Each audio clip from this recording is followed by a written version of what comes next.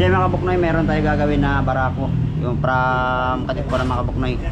Yun, so ipakita ko muna yung problema ng barako. So bali binaba na natin yung barako na ito mga kabuknoy. So alamin na natin yung sira ng kanyang barako. So mga kabuknoy, bali binaba na namin. Hindi na namin pinakita kung paano binaba yung makina. So ang problema ni boss dito, mahalinghing siya, maingay yung kanyang makina. So trinake ko muna to bago natin binaba mga kabuknoy.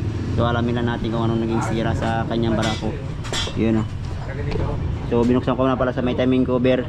Ang problema ni boss, yung malakas yung halinghing dito, wala nang ring hatak, tsaka maingay na rin yung kanya connecting rod. So lahat na makita natin sira, palitan na natin mga kabuknoy. So bali maaga pa sila boss dito. Bali tinawagan lang tayo kasi yun nga, silang una dito na dumating bago yung sambarako na yan. So mga kabuknoy, alamin natin, tara buksan natin yung makina.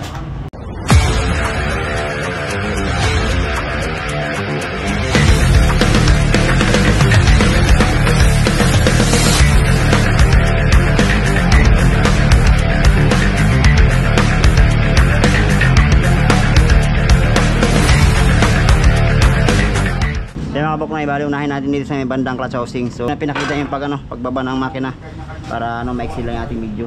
So pakita ko na lang yung anong problema ng yung mahalinghing.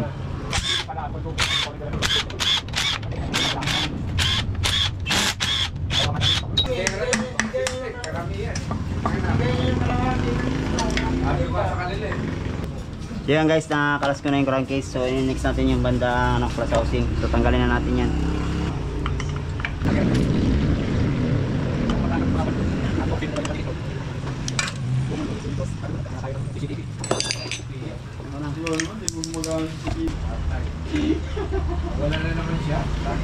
Guys, ito na yung lining niya. Ayan o. So magpapalit rin tayo ng mga pulit para isang gawaan lang.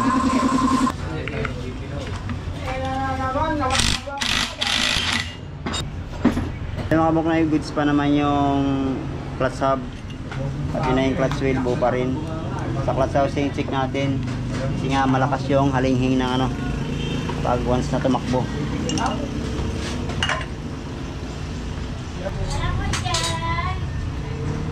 So dito sa kanyang clutch housing mga kabuknoy, medyo matalas na yung mga ipin.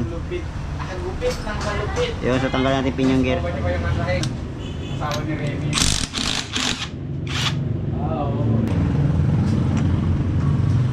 So yan guys, ito na yung pinyong gear. Yan. So palitan natin yan kasi matalas na rin. So yan guys, next natin sa may banda timing gear saka cylinder head block. So check natin kung walang gas yung kanyang block.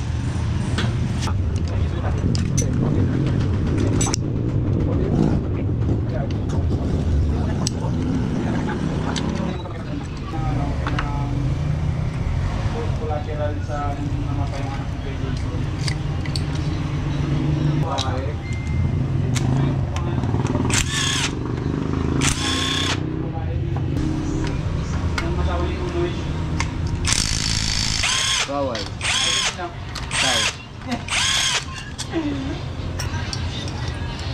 Sinana. Hey. Kaya mga kabuknoy, napakagrabe yung yung kapal ng carbon ng kanyang makina. Yan. Yun, sobrang kapal talaga.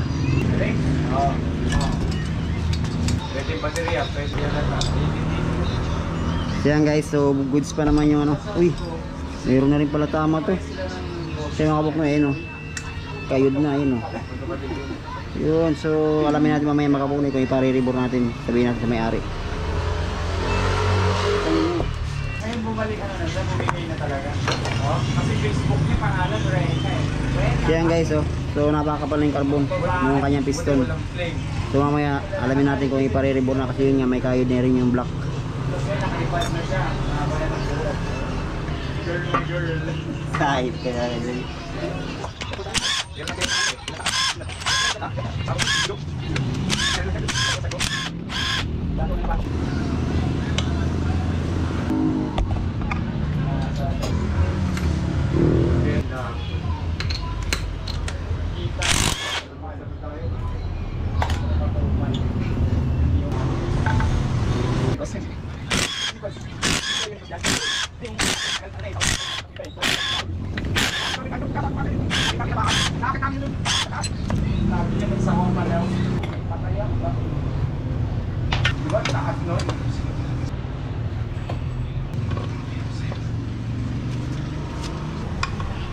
So yung mga kabuknoy, kalas ko na yung crankcase. So ito na yung connecting rod, check natin. Okay lang yung bunga mo.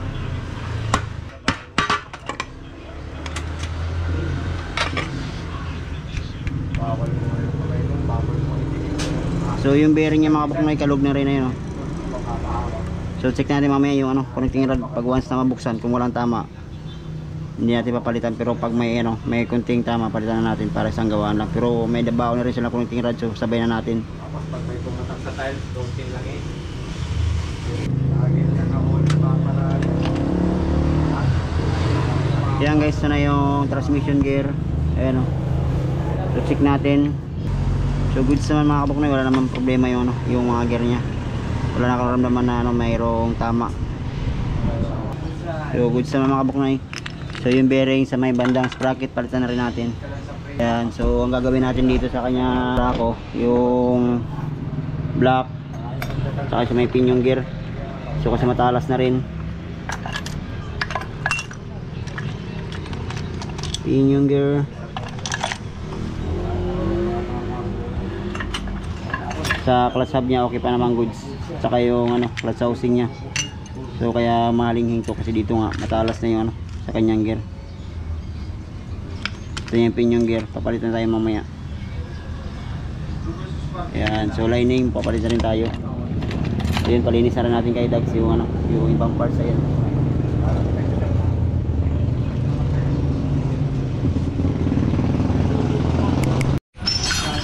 Siyan guys, bali nabuo na natin yung transmission ng barako. So dito dalawa, dito na bearing para tayo, connecting rod, side bearing, bago na lahat yan. So lahat ng bearing pinalitan natin. Ayun o. Ayun, so asimbolin natin mga kabuknoy. So ito na, nagparibor na rin tayo. Bore 25 yung kanyang barako Makoto brand ginamit natin. So asimbolin na natin yan.